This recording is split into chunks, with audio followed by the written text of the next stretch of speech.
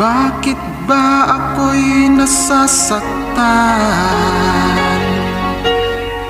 pag nakita kang may kausap ng iba?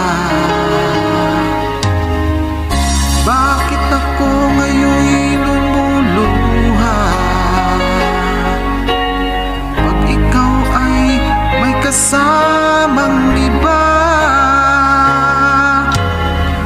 Alam mo bang nasasaktan ako?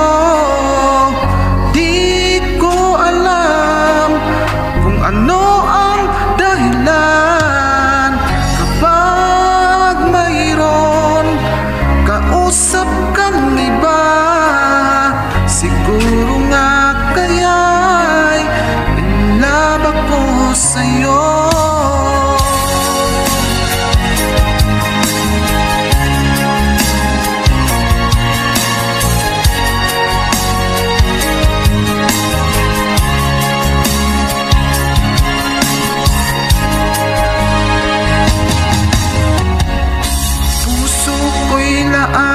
Para sa'yo,